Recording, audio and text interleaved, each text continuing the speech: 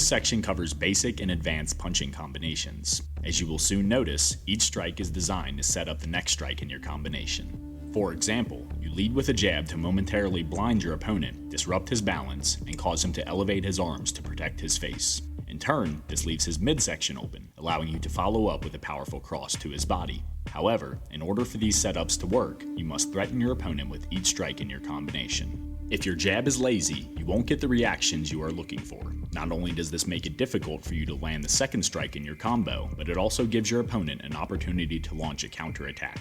For the best results, work on developing perfect form instead of speed when first starting out. Focus on flowing from one strike to the next. Only after you have mastered this flow should you spend time on developing your power and quickness.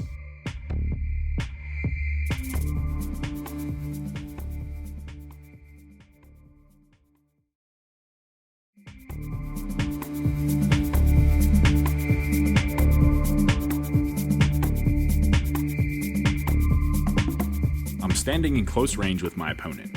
To begin the combination, I throw a lead close-range hook to the side of my opponent's jaw, and then throw a lead mid-range hook as I back out. It is important to notice that with the first hook, I keep my hips square with my opponent, and with the second hook, I rotate my hips in a counterclockwise direction to deliver a more powerful punch. I recommend practicing this technique as much as possible because a lot of opponents will drop their guard when separating from the clinch.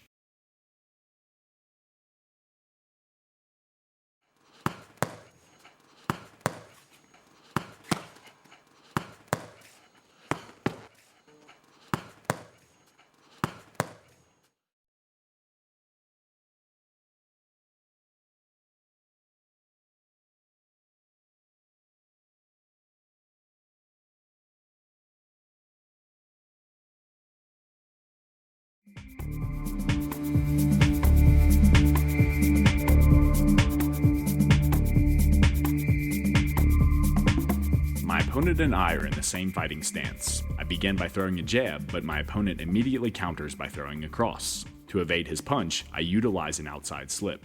Instead of rotating my body in a clockwise direction and throwing a lead hook, I keep my hips spring-loaded, drop my left shoulder, and then unload my hips with a powerful lead uppercut, lifting his chin. To capitalize on his exposed face and keep him guessing, I throw a lead hook. After 2 lead hand strikes in a row, I conclude the combination with a right cross.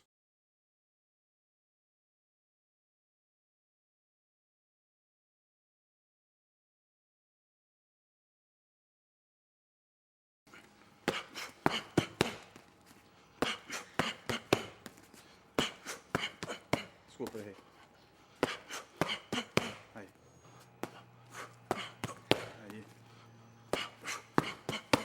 Isso.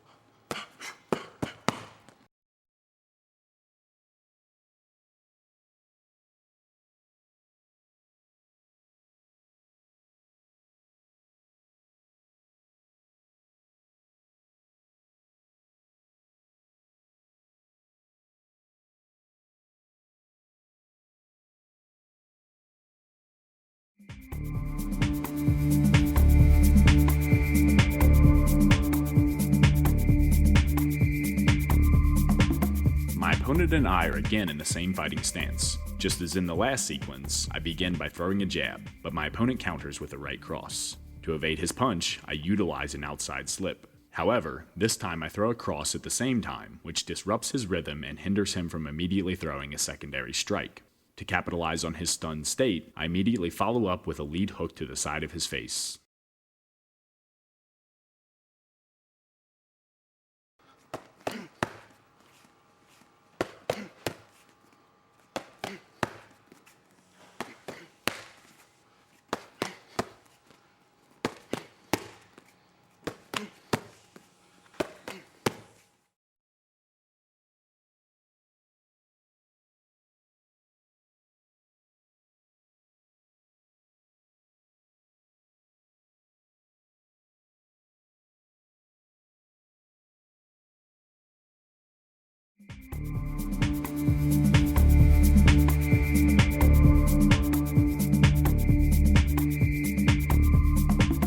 When you launch an offensive combination, there is a good chance that your opponent will counter with strikes of his own, and you must be ready to counter his counter. This is an excellent drill for developing these reactions. To begin, fire off 3 quick punches. a jab, a cross, and a lead hook. Upon landing your last punch, your training partner immediately fires off a cross and you evade it using an outside slip. As he pulls his striking arm back into his stance, you fire off another 3 punches. Upon landing your last strike, your training partner immediately throws a jab.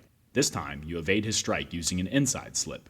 Just as before, you follow up with the same 3 strikes. As you will soon learn, this is an excellent drill for increasing your timing and reaction speed. The better you get at drills like these, the easier it will be to remain in the pocket while under fire. Instead of backing away from your opponent's strikes, which takes you out of range, you stay in the pocket, cause your opponent to miss, and cause him damage.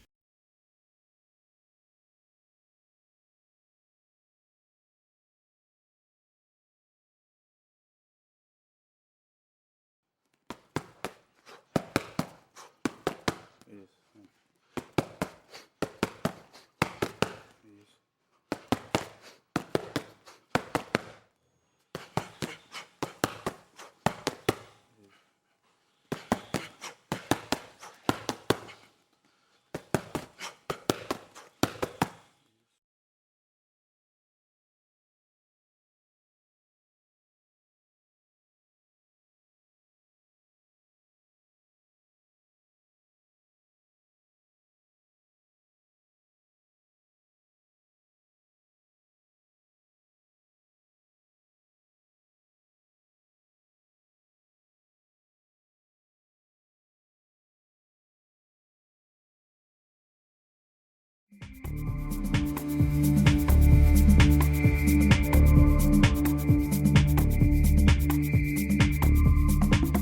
My opponent and I are fighting in close range with the same foot forward. To initiate, I deliver a rear uppercut to his chin. With there being little distance for him to throw a jab or cross, he counters by launching a rear hook. I evade his shot by stepping my lead foot to the outside of his rear foot, dropping my elevation, and shifting my weight toward my left side. Not only do these actions cause his punch to sail over the top of my head, but it also positions me off to the side of his body and supplies me with a dominant angle of attack. To capitalize, I slide my rear foot toward my lead foot to reestablish my fighting stance and throw a lead hook at the same time. Without hesitating, I immediately follow up with a rear uppercut to his chin. The instant I land the second punch, my opponent's instinct is to turn toward me to square his hips with mine and eliminate my dominant angle of attack. To prevent him from accomplishing this goal, I circle around him in a clockwise direction.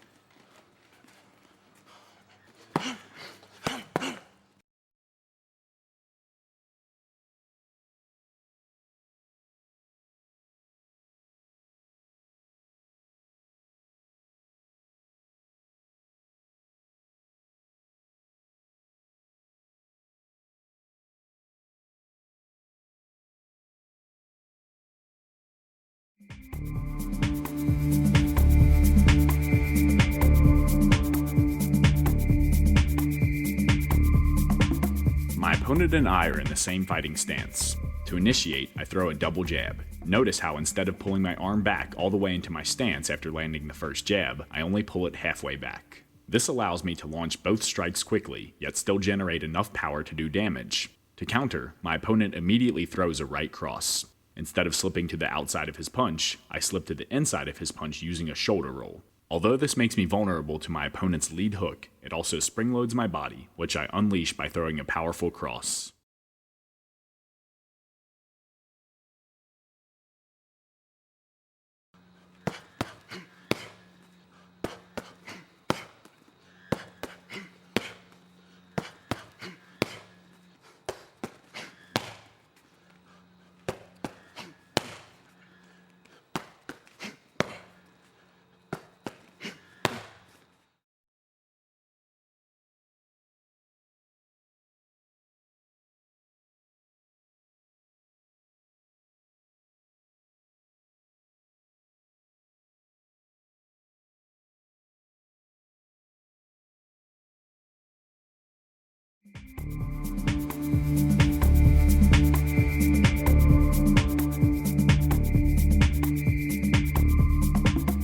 this scenario, my opponent and I are in opposite fighting stances. To begin my attacking combination, I fire a jab at my opponent's face. Having just been hit, his first reaction is to throw a jab right back at me. To evade his punch, I rotate my body in a clockwise direction and employ an outside slip, causing him to miss. As he draws his jab back towards his body, I rotate in a counterclockwise direction and throw a lead hook to the left side of his face. This causes him to think my next strike will come from my rear hand, but to switch things up, I throw a second lead hook with my right hand. It is very important to pay attention to my lead foot when I throw the second hook. Instead of keeping it planted on the mat, I step it further to the outside of my opponent's lead right leg, giving me a more dominant angle of attack. To capitalize on that angle, I throw a straight left cross at his center line, and then circle around towards his back before he can square his hips up with mine and launch a counterattack.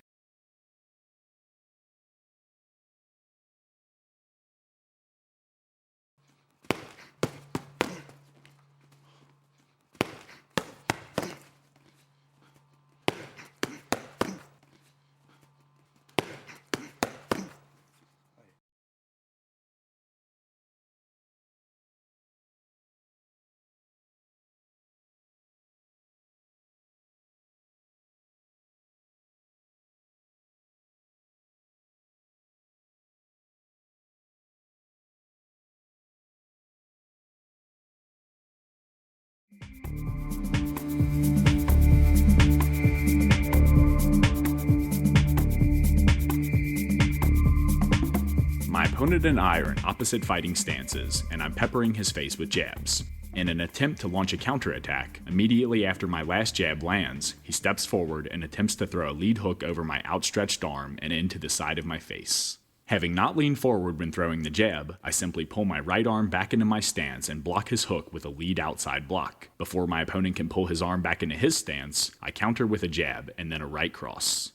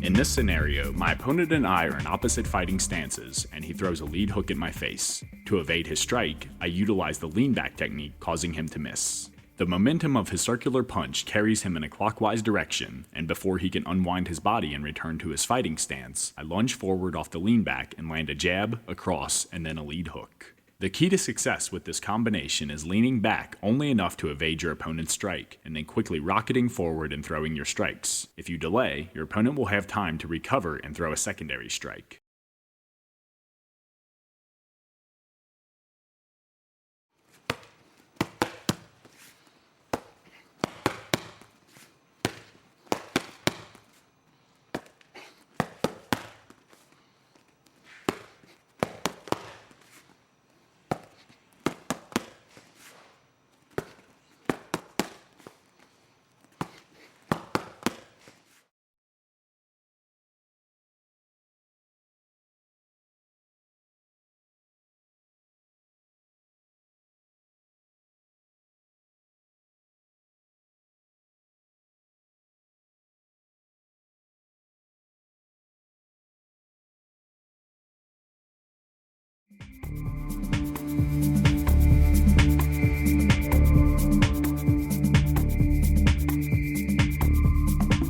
My opponent and I are in opposite fighting stances, and I throw a jab-cross combination at his face. Having just landed 2 strikes, he immediately throws a cross of his own. To counter, I utilize an inside slip, and before he can pull his arm back into his stance, I land another jab, cross, and jab. When fighting, it is unrealistic to think that you can throw 5 or 6 punches without your opponent striking back. Practicing combinations such as this one will not only prepare you for the inevitable counterstrikes, but also to counter your opponent's counters.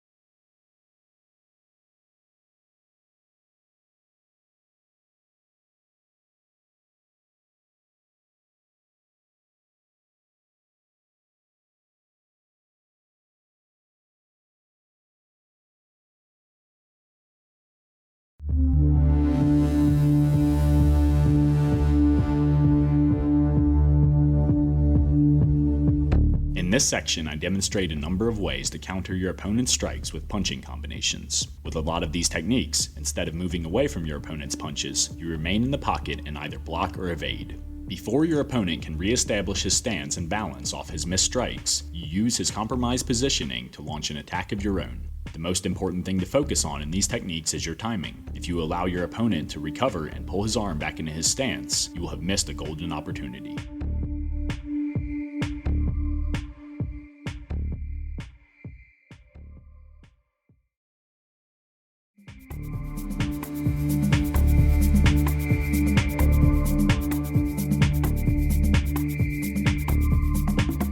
I begin this combination by parrying my opponent's jab and countering with a jab of my own. After causing your opponent damage every time he jabs, chances are he will get more hesitant with future jabs and either begin leaning his head backwards or dropping his rear hand in front of his jaw to catch your counter jab. Either way, it allows you to strike the side of his face with a lead hook immediately after throwing your jab.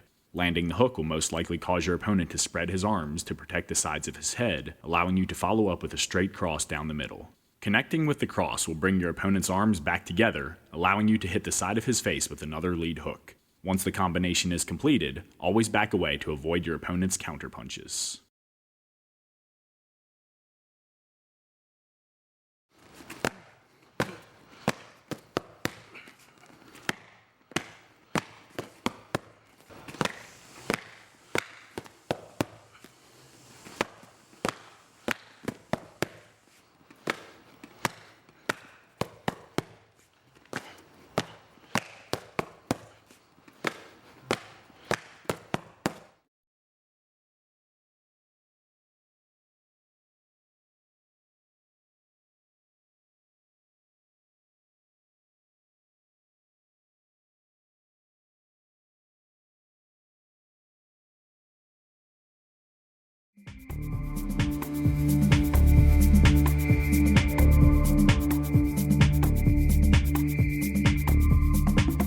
This combination is very similar to the previous one, except here I am using a lead parry to evade my opponent's cross. Just as before, I immediately throw a jab off the parry, hitting my opponent before he can throw his secondary strike. After several repetitions, I unleash my combination by following my jab with a cross. As my opponent brings his arms close together to protect his center line, I throw a lead hook to the side of his exposed face. This spreads his arms wide again, allowing me to throw another cross straight down the middle.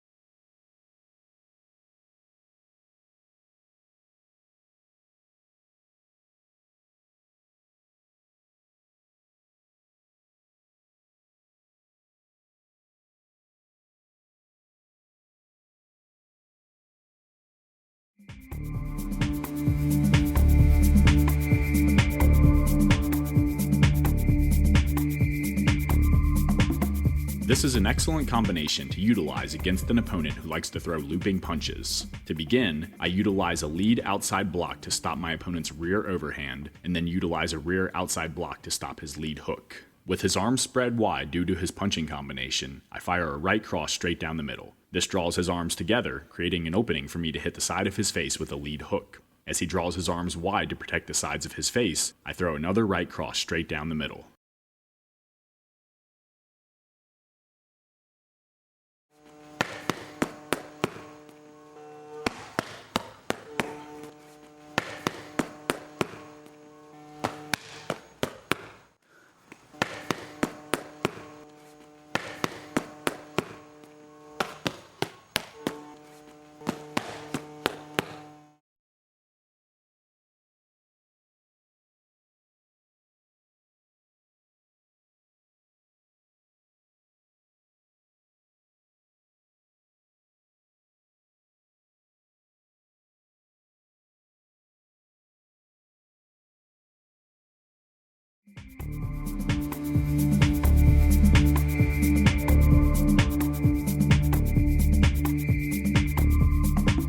My opponent and I are in the same fighting stance, and I slip to the outside of his jab and counter with a jab of my own. Before he can pull his jab back into his stance, I throw a rear uppercut underneath his outstretched arm, lifting his chin. This exposes the sides of his face, allowing me to follow up with a lead hook. As my opponent spreads his arms to protect the sides of his face, I throw another rear uppercut straight up the middle.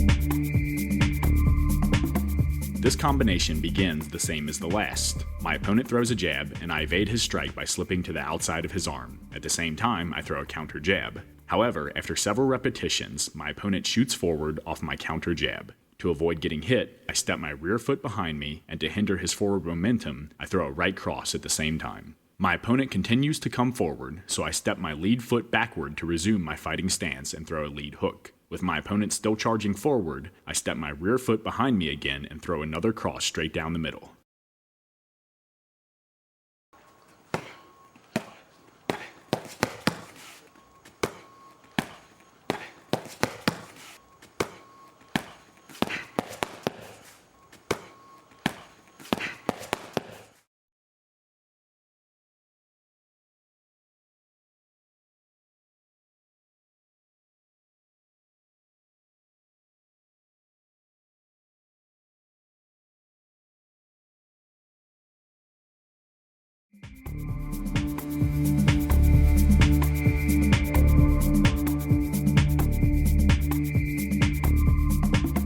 In this combination, my opponent and I are in the same fighting stance and he throws a right cross. To evade his punch, I utilize a lead sidestep, and to make him pay, I throw a counter cross at the same time. After several repetitions, I notice my opponent's hands coming together every time I throw the counter cross, so I immediately follow up with a lead hook to the side of his jaw. This causes his arms to separate, creating an opportunity for me to throw a rear uppercut straight up the middle, elevating his chin. This exposes the sides of his face, and I capitalize on that by throwing another lead hook. With his center line once again exposed, I conclude the combination with an overhand right or cross.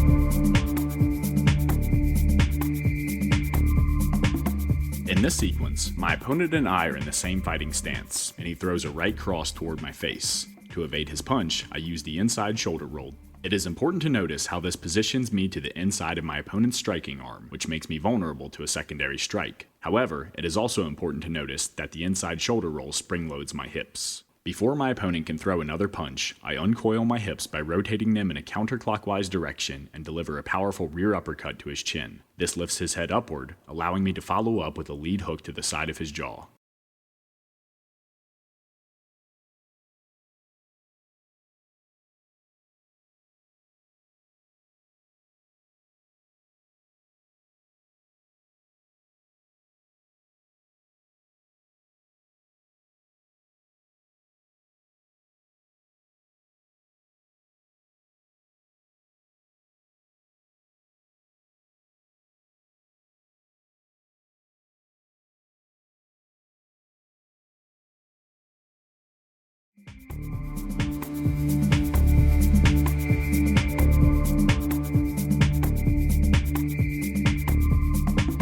This combination begins the same as the last.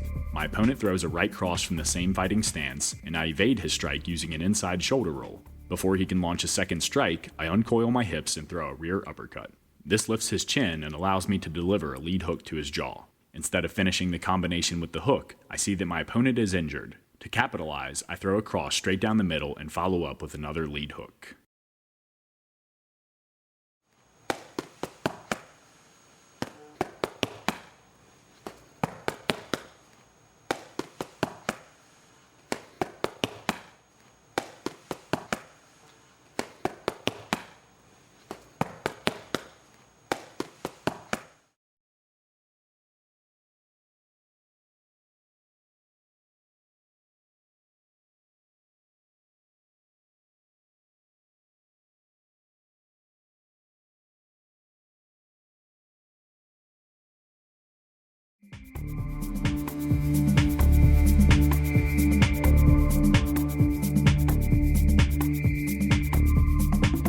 This is an advanced combination, not just because of how many punches you throw, but also because of the type of punches. To start, my opponent throws a jab, I utilize the lean back technique, and I slip to the outside of his arm and counter with a jab at the same time. I follow my counter jab with a right cross to force my opponent to bring his arms into his center line. Next, I pull my right arm back into my body and without dropping my elevation, throw a right uppercut up between his arms and into his chin. This forces my opponent to bring his arms even closer together. After throwing 2 consecutive strikes with my right hand, it also makes him think I will throw a punch with my left hand. To shake things up, I now throw the rear right hook to the side of his face. This brings his arms outward, allowing me to throw a jab straight down the middle. With my opponent wounded, I conclude the combination with a cross and then another lead hook. The key to success with this combo is stunning your opponent with 3 right-handed punches in a row.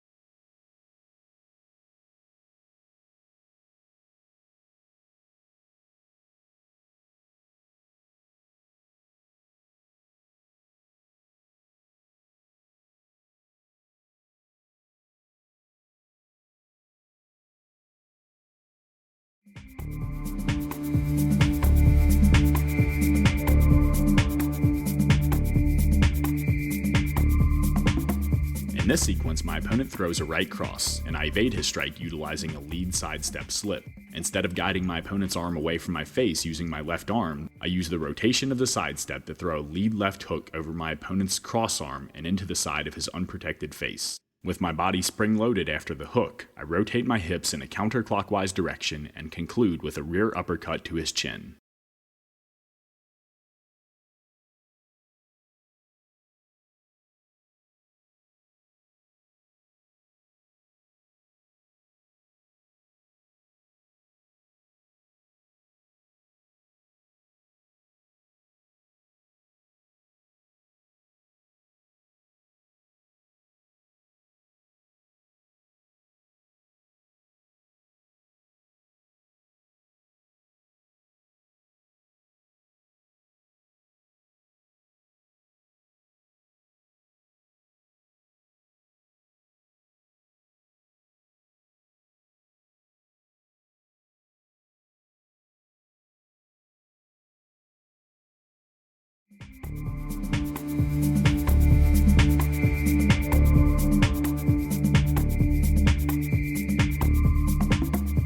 combination begins the same as the last. My opponent steps forward with a cross, and I evade his strike utilizing a lead sidestep slip and counter lead hook. After several repetitions, I unleash a lightning-fast combination to overwhelm my opponent. This combination is constructed from a lead hook, a rear hook, another lead hook, and then another rear hook. It is important to notice that I am not dramatically turning my hips on each punch. Instead, I throw the punches using a very slight rotation to land them as quickly as possible.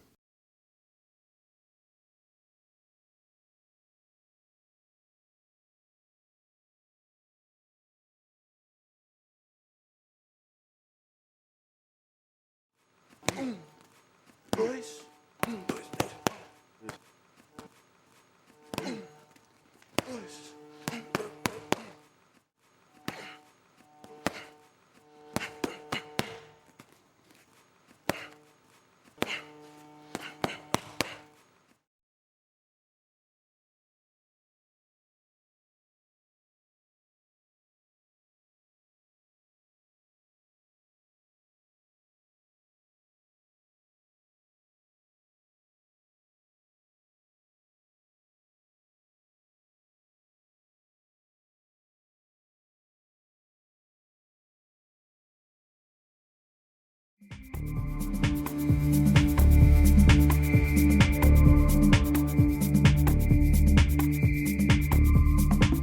My opponent and I are in the same fighting stance, and he unleashes a powerful rear hook in my head. To defend this strike, I elevate my left arm and sweep it away from my body, catching his arm before his punch can generate full force. To make him pay for throwing the punch, I use my counterclockwise rotation to throw a cross at the same time. Executing a block and counter at the same time is always good because you strike your opponent while his arm is away from his face. To conclude this combination, I hit my opponent with another cross.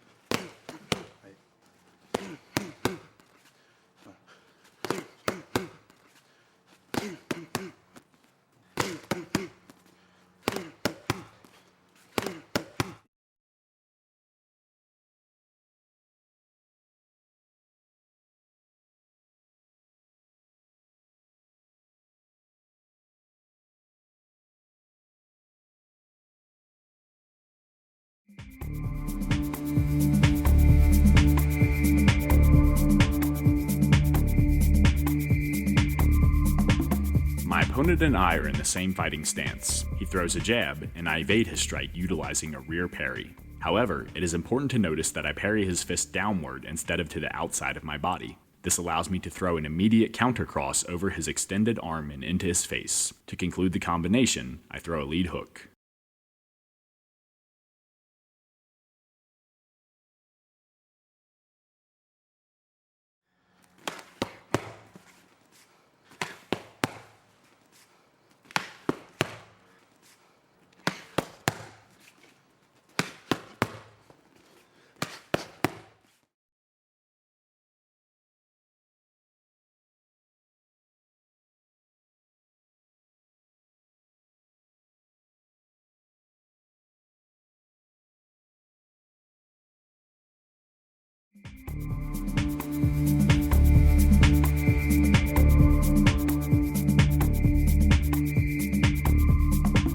My opponent and I are in the same fighting stance, and he initiates by throwing a jab. To counter, I execute an outside slip, just as I did in the previous combinations.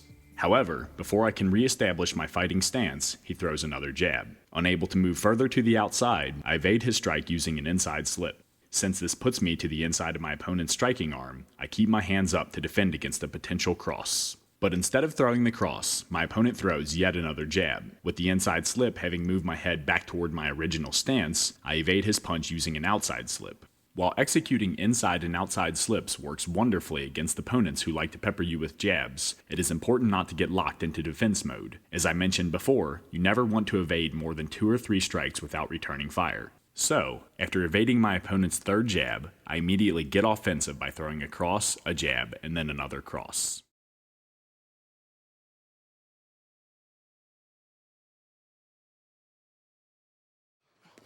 Dois, três.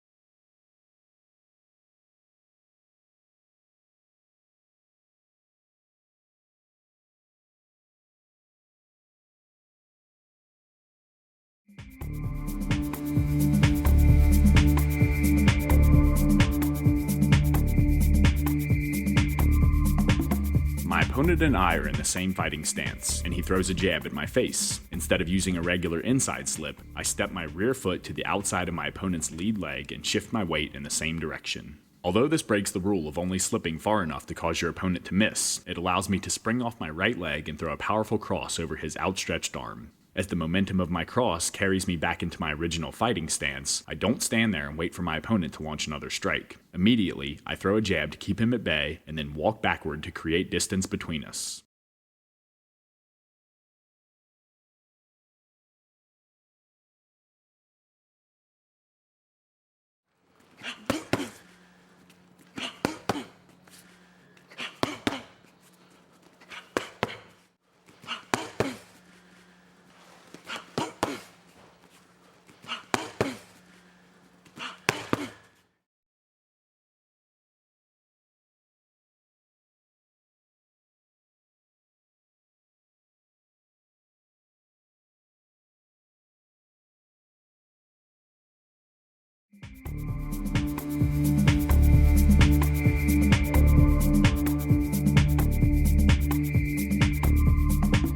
My opponent and I are in the same fighting stance, and he throws a right cross. To evade his punch, I utilize a regular outside slip. However, once I execute the slip, I get creative with my counter by blending a lead uppercut with an inside pivot.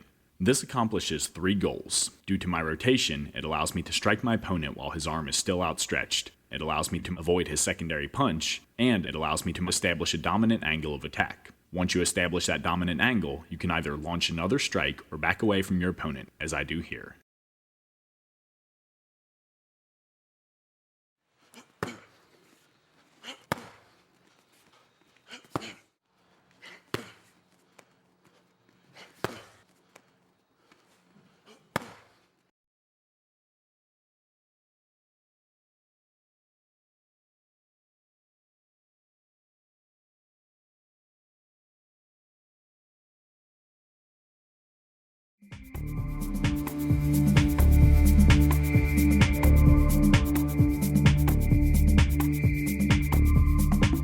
In MMA, there are a lot of fighters who like to throw big, looping punches. When up against such a fighter, the bob and weave can be a very important tool. In this combination, I put it into effect. Starting in the same fighting stance, my opponent throws a lead hook toward my head. To evade his shot, I drop my elevation, step my rear foot to the outside of his lead leg, and then shift my body in the same direction, causing my opponent's fist to sail over the top of my head. As I increase my elevation to throw a counter strike, my opponent throws a rear hook toward the outside of my head. To counter, I drop my elevation, step my lead foot to the outside of his rear leg, and shift my weight in the same direction. Again, my opponent's fist sails over the top of my head. Not wanting my opponent to throw continuous punches, I make him pay by rotating my hips in a clockwise direction and delivering a lead hook. This forces my opponent's guard to slide outward, and I capitalize by throwing a cross straight down the middle.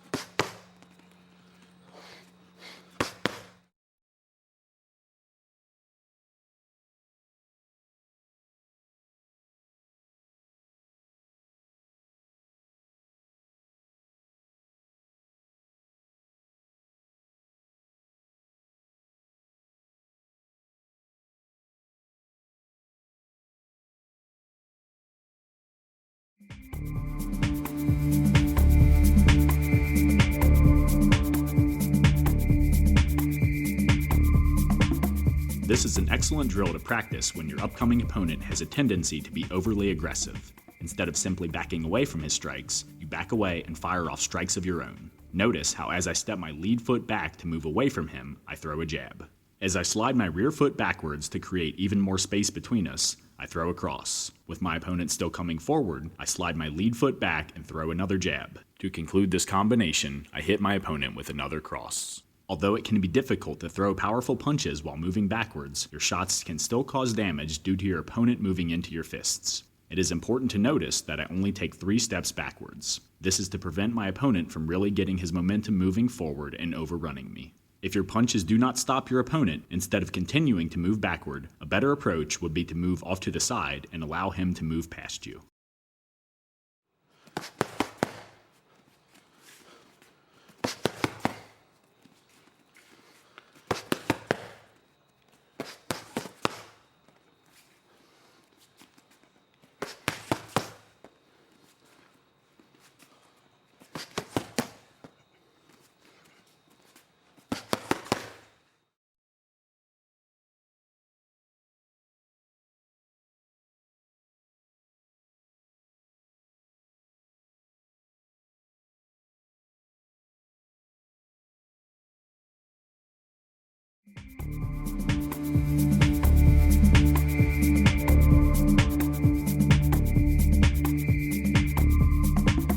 It is important to never get stuck in defensive mode. Even when your opponent is unleashing with a combination, you always want to make him pay. In this combo, I slip my opponent's jab and then use my arm to block his right hook to my body. Before he can add a third punch to his combo, I immediately throw a lead hook. When practicing this technique, the goal is not to see how hard you can land your hook, but rather time your shot perfectly. This means maintaining your base and balance while defending your opponent's strikes so that you can flow directly into your offense. A lot of times, fighters get into the habit of leaning back or hunching over while defending against strikes, which makes it very difficult to capitalize on their opponent's awkward position with strikes of their own. Practicing combos such as this one allows you to blend your defense and offense seamlessly together.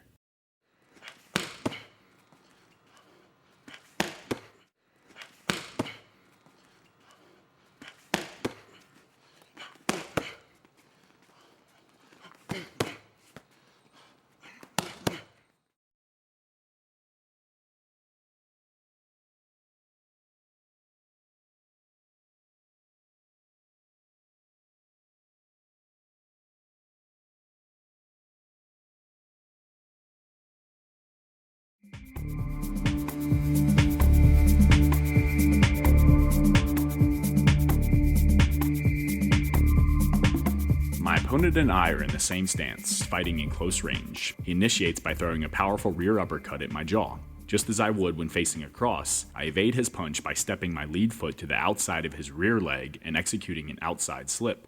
With my hips spring-loaded, I unwind them in a clockwise direction and throw a lead hook to the side of my opponent's jaw.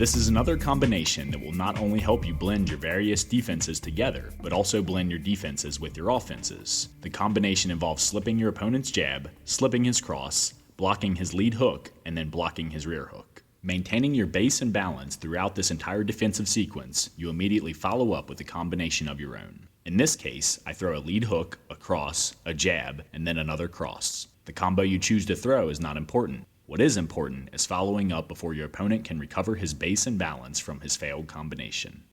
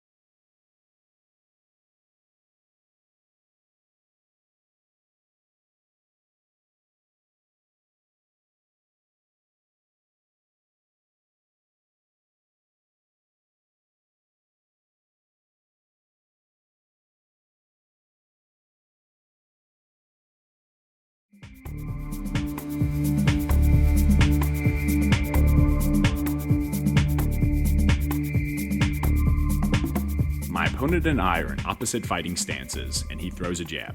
To evade his strike, I execute an outside slip.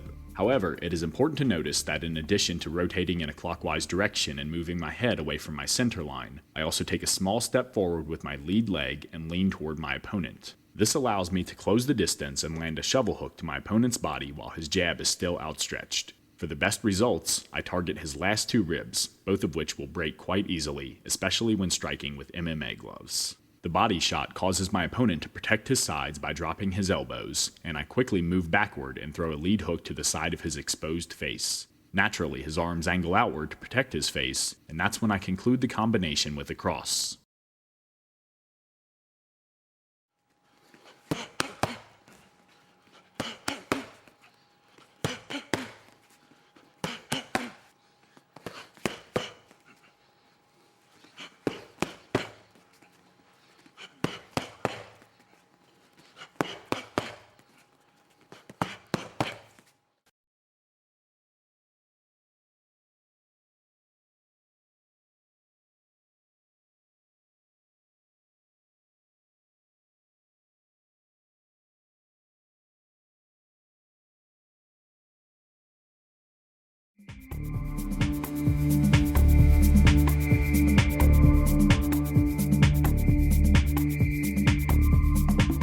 My opponent and I are in opposite fighting stances. He steps his left foot to the outside of my right, acquiring a dominant angle of attack, and throws a lead hook at my head. Immediately, I evade his punch using the bob and weave. To accomplish this, I drop my elevation by bending at the knees, causing his strike to sail over the top of my head. However, as I drop my level, it is very important to notice that I circle my right foot around to the outside of my opponent's left leg. Not only does this eliminate his dominant angle of attack, it gives me a dominant angle of attack. To capitalize on this, I throw a lead hook before he can pull his arm back into his stance, striking the side of his exposed face. Immediately after landing the shot, I throw a rear uppercut, and then another lead hook.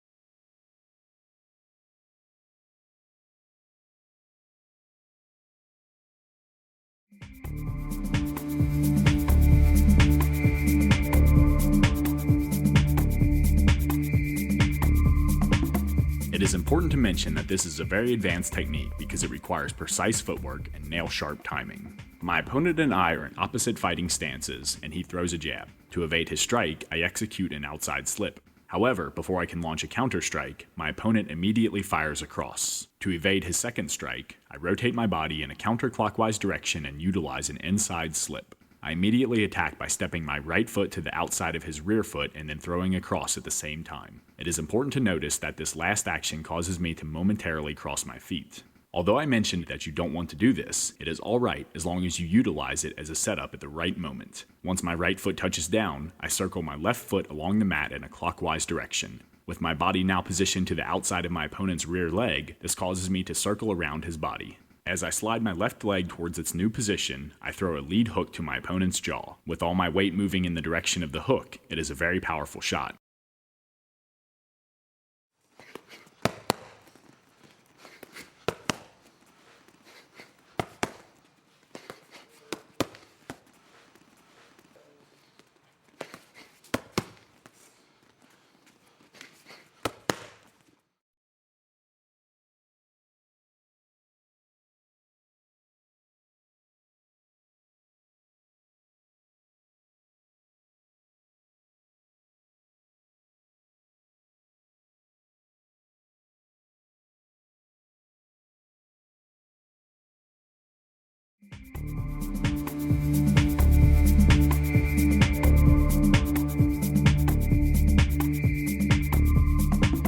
In this sequence, I demonstrate how acquiring a dominant angle of attack can create an opportunity to land a number of hard strikes. Starting off in an opposite fighting stance as my opponent, he throws a right cross and I evade his punch by rotating in a counterclockwise direction and slipping to the outside of his arm. Before he can pull his arm back into his stance, I rotate in a clockwise direction and throw a rear uppercut at his chin, lifting his head. This allows me to throw a lead hook to the side of his face. Having hit my opponent with several punches in a row, his natural reaction is to strike back. Immediately after landing the lead hook, he throws another cross at my face. Instead of slipping his punch, I utilize a cross step. To accomplish this, I step my lead foot across my body and to the outside of his rear leg. The instant my right foot touches down, I shift my weight onto my right leg and begin rotating my left leg and hips in a clockwise direction. As I square my hips with the side of my opponent's body, I immediately throw a cross. It is important to notice that I launch my cross while my left leg is still swinging into position. Although this zaps some of the power from my punch, it allows me to quickly attack my opponent from my dominant angle. In order to return the fight to a neutral playing field, he must now rotate and square his hips with my hips, but before he can accomplish this, I hit him with a jab and then another cross.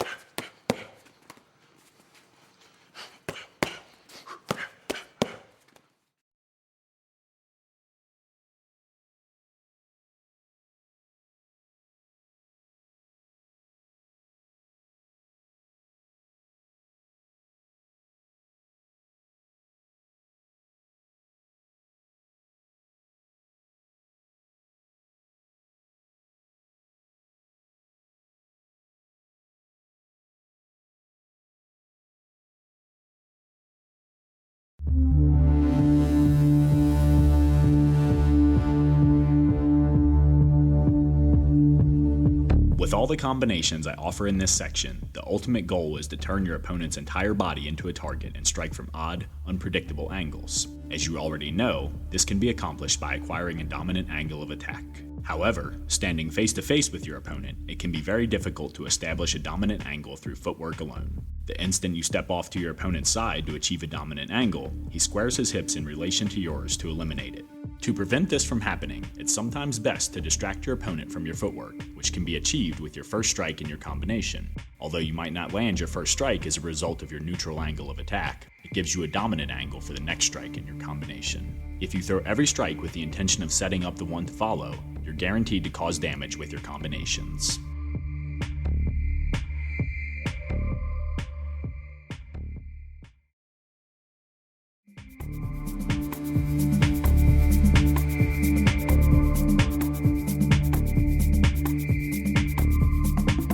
In this sequence, I demonstrate how to throw 2 consecutive rear Thai kicks, which is one of the first combinations that Muay Thai fighters learn. This technique comes in handy because a lot of times your opponent will check your first kick by elevating his leg. As he drops his foot to the canvas, you immediately launch a second Thai kick with the same leg, catching him in the midsection before he can elevate his leg and check your second kick. The key to success with this particular combination is speed. Instead of re-establishing your base after your first kick, you launch your second kick the instant your foot touches the canvas. This is often very difficult when first starting out because not only does it require a lot of hip movement, it also requires perfect form. If you lean back or to either side on your first kick, you won't have the balance needed to immediately fire off your second kick. I strongly suggest practicing this technique as much as possible on the Thai pads as shown in this sequence.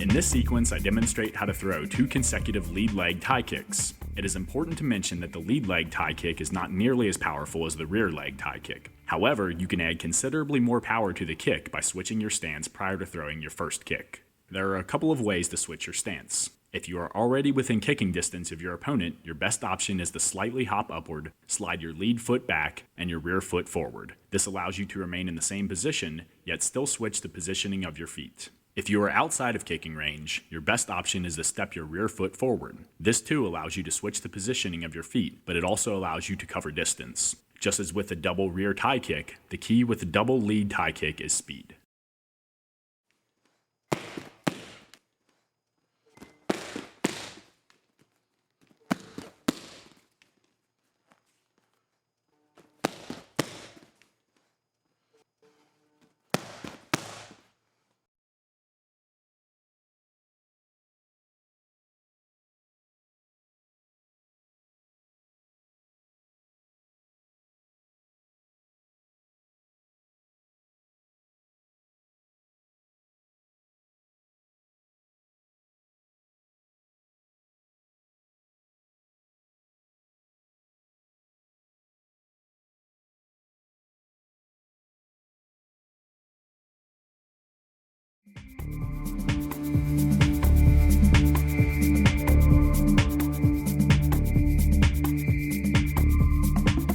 In this sequence, I demonstrate how to throw 2 straight knees in a row with both your lead and rear leg. Personally, I like to throw the rear knee when I am already within striking distance of my opponent. To set it up, I step my lead foot forward and then fire my rear knee straight into my opponent's midsection. As he bends forward from the blow, I immediately launch a second rear knee. When I am outside of striking range, I'll begin by stepping my rear foot forward.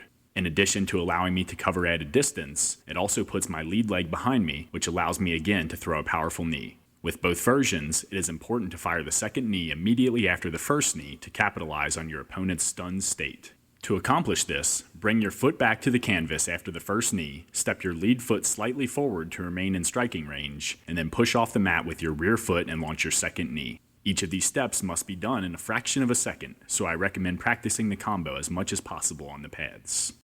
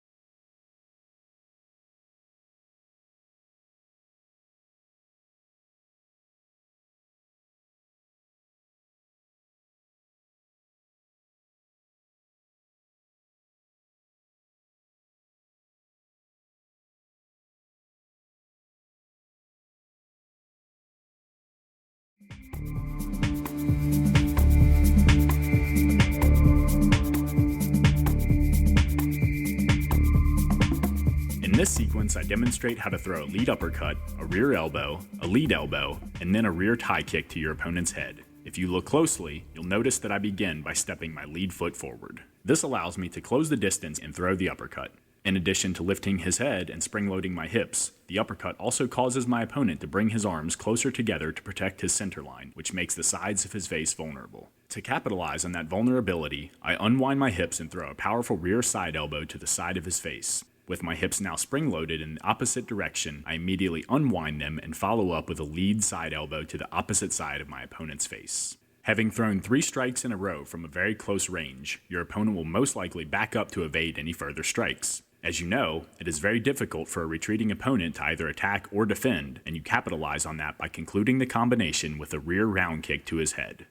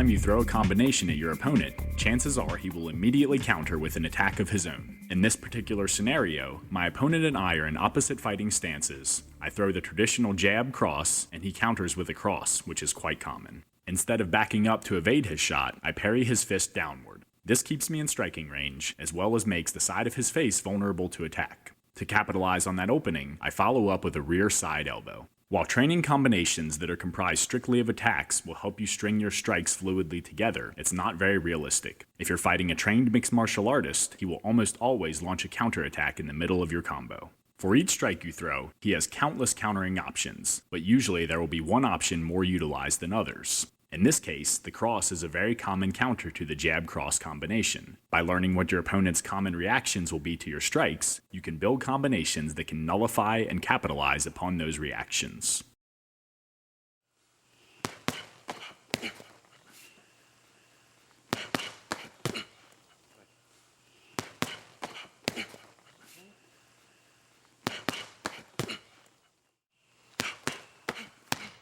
Agora últimos ferrados.